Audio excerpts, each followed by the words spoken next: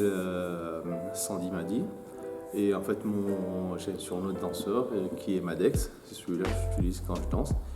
Et en fait je suis danseur, prof de danse, chorégraphe et je suis membre d'une association qui est à Clermont. On organise plein d'événements autour de la danse, des stages, on organise des concerts, on organise des ateliers de danse un peu partout en Auvergne. Ça s'appelle 9x7. Voilà.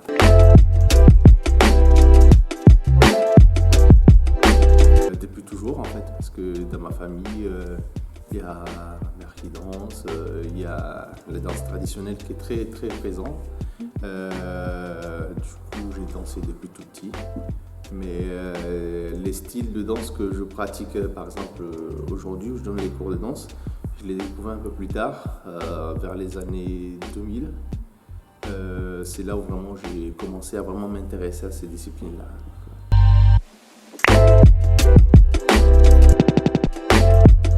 Interpréter des sentiments, faire rentrer les gens dans notre tête par le mouvement, sans parler. Voilà.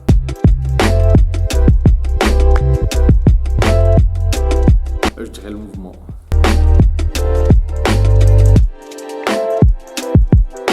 C'était surtout pour partager via mes différents rencontres de danseurs où j'ai fait des spectacles de danse avec mes différents groupes.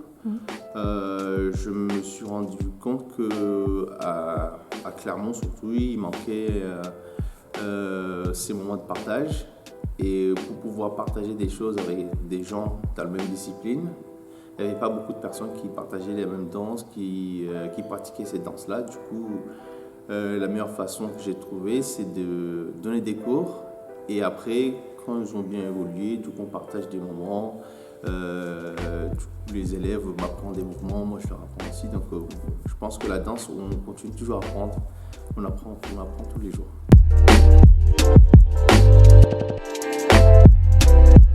Le dancehall, le hip-hop et l'afro-dance.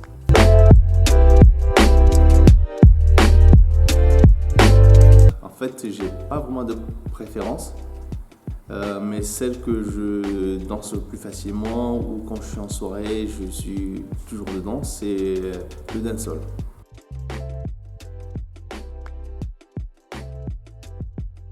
La patience, l'écoute et savoir transmettre.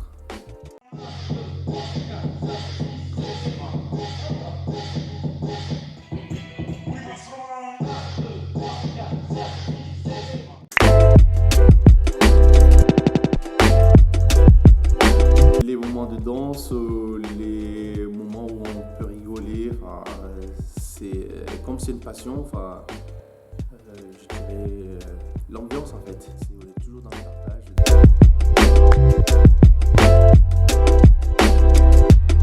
Justement, c'est dans le côté inverse, des fois on peut rencontrer des gens qui sont très fermés et qui sont toujours dans le jugement sans aller un peu plus loin. Je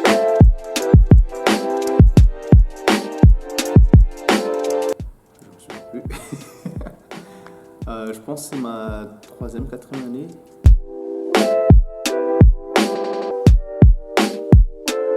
L'inspiration me vient un peu de tout en fait, c'est parce que j'aime chorégraphier, on peut parler aux gens sans dire un mot, simplement par le mouvement. Du coup en fait c'est que je peux par exemple je prends le bus, je vois quelque chose qui peut m'inspirer dans le bus, quelqu'un qui bouge, une musique, j'écoute une musique le matin, ça me plaît, du coup j'ai envie de chorégraphier dessus. En fait ça peut venir de tout, de l'environnement, des gens qui m'entourent.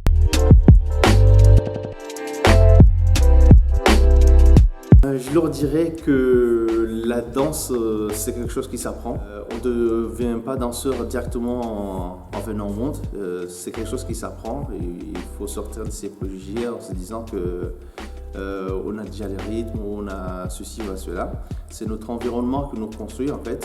Certaines populations sont plus à avoir le rythme plus facilement parce que c'est leur environnement. C'est l'environnement et ce qu'on leur apprend qui leur permet de danser. Donc il ne faut pas avoir peur de venir découvrir une danse parce que tout s'apprend. Si on ne sait pas bouger son pied de gauche à droite, c'est pas grave. Tout s'apprend. On apprend un bébé à apprendre à marcher, et on peut apprendre tout le monde à bouger, à danser. Et danser, c'est juste se mettre en mouvement. Il ne faut pas avoir peur.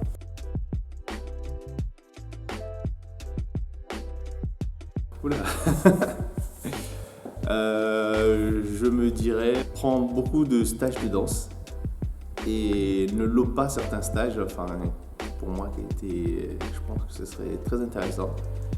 Ça m'aurait permis de progresser plus vite et de comprendre les choses un peu plus vite que prendre du temps, parce que quand on l'apprend, parce que je suis très autodidacte, donc on met plus de temps à apprendre certaines choses, alors que si j'avais participé à ces stages-là, je pense que j'aurais gagné beaucoup de temps. Et surtout de danser, continuer à danser.